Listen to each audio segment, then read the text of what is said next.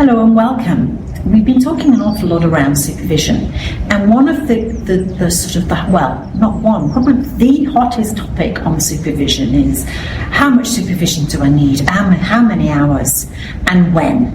So this is a really tough question, because I would say it depends, and people don't like that. It depends. They want me to give people a definitive answer.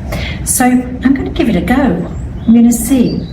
Now, lots of people have different views on this, and I would say there's a number of criteria that you need to consider when you are thinking about the number of hours that you need to be coaching and then to support you through supervision. And then I'm going to flip it, because I'm going to raise some questions that I'd like you to think about in order to shape your supervision investment, if you like. Well, obviously, the first criteria is how many coaching hours do you actually do? When is the coaching hours? Is it sort of all in a week? So do you do so many hours a month or every quarter? How does that span out? And what else in your life are you doing? The other criteria I would say is, what sort of reflector are you? So I personally do a lot of thinking whilst I'm walking. I like to journal. I'm a very keen follower of Morning Pages by Julia Cameron. I am really thinking about, and I ponder about how a session has gone and plan for a next session. So it's what else. So there's sort of an ecosystem of supervision that you bring to supervision, and think about the number of hours you do. There's also in this criteria, where are you in your practice? Have you just recently qualified?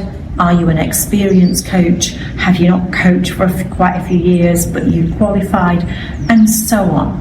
Where are you on that? And again, a phrase being used is maturity of you as the coach, which we will speak about later. What type of coaching are you focused on would be another criteria. Is it all about exiting organisations? Is it about performance? Is it about well-being?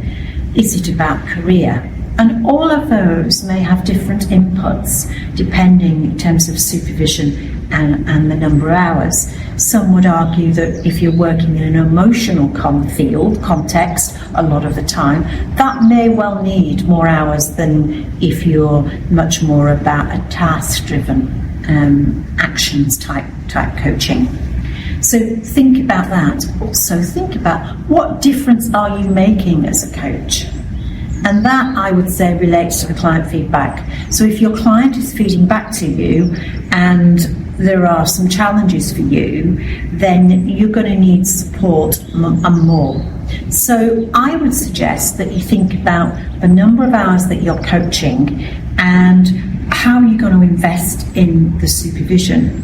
So if you're coaching sort of 10 plus hours a week, you've probably got a very hectic practice. You're probably very, very busy.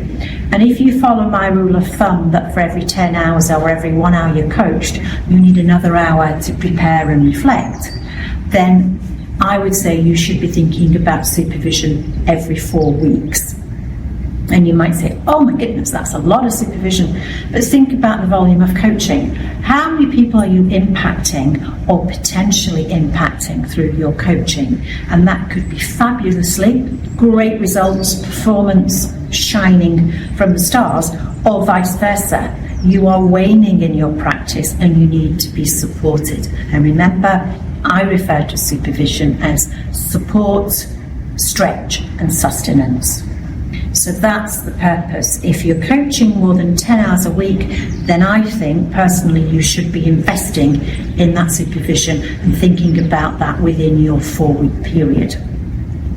If you're doing something in the region of 5 to 10 hours a week, then again, I would be pushing that, but only to 5 or 6 weeks, every 5 or 6 weeks for supervision. Because remember, I keep emphasising this is about you being the best you can be. That's what clients are paying for. And whether they're paying with an invoice or they're paying for time or they're paying through the commitment, that is all about resource and energy. So that's what you're doing. And you are trying to build your brand, I would imagine, whether you're internal or freelance, you're building that. So this is about performance. So just to recap, 10 hours or more, I would be saying once every 4 weeks, and build that into your time.